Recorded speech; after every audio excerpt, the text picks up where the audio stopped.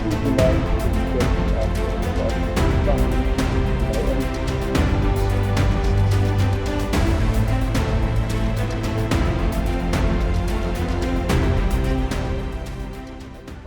journalist reporting for Medya News and OrientXXI, a French media venture, has been denied entry to Turkey and handed a 10-year ban in what he believes is retaliation for his coverage of the 10th anniversary of Kobani's liberation earlier this year.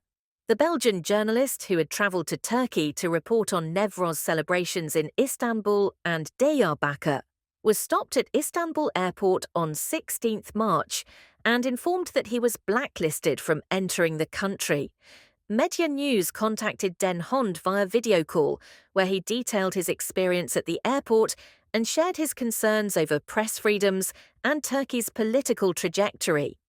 Hi, on Sunday, 16th of March, my entry in Turkey has been denied. So I entered the Istanbul airport, and at the passport control, policemen brought me to another room where they told me that I am blacklisted and banned for 10 years to enter Turkish territory.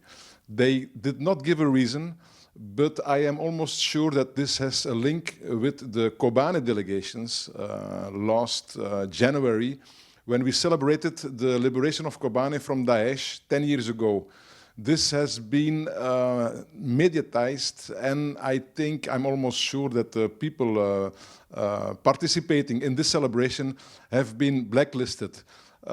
So this is a very worrying situation, because I think Turkey is very scared, even in panic, if the Rojava revolution and the democratic experience in North and East Syria is succeeding. Also, when Mazloum Abdi, the commander and president of the Syrian Democratic Forces, signed an agreement with Ahmed al-Shara after the massacre of the Alawites, it was a rather good agreement. But 2 or 3 days later, Ahmed al-Shara, he made a declaration about the transitional constitution, which was almost the opposite of the declaration signed between Mazloum Abdi and Ahmed al-Shara. It's sure that the Turkish officials who came to Damascus in between had a bad influence on this agreement. There is a second reason, which is rather worrying, with the declaration of Abdullah Öcalan trying to start a peace process in Turkey. The pressure is on the Turkish state, and Turkey should stop its repression against journalists, against democratically elected mayors, against politicians, against writers. So Turkey should give a step, give an answer to this peace declaration of Abdullah Öcalan, and at this very moment, it's not happening.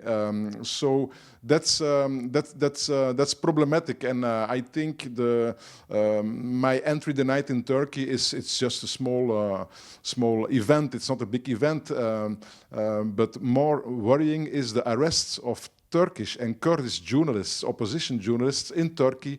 At this moment, they are sentenced and they are oppressed. They are prevented to do their work. Now it's rather worrying, because I'm doing stories in Turkey, in Turkish Kurdistan, since 30 years. So first time I came in '95. So I did many stories about Newroz, about the Hadep, the first Hadep elected mayors in '98, '99, of the many Newroz celebrations and many stories I did for MedTV. It was not always easy, of course. Many times I was arrested or prevented to function, but I never have been denied entry in Turkey.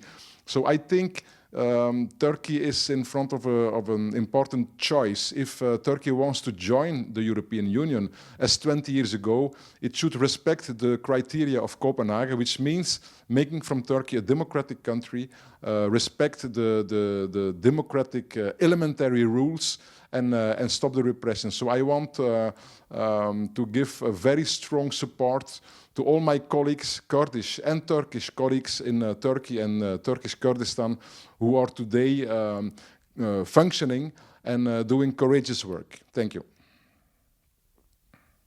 This last incident adds to a growing pattern of international journalists facing entry bans or deportation from Turkey, amid continued state pressure on independent media and critics of government policies.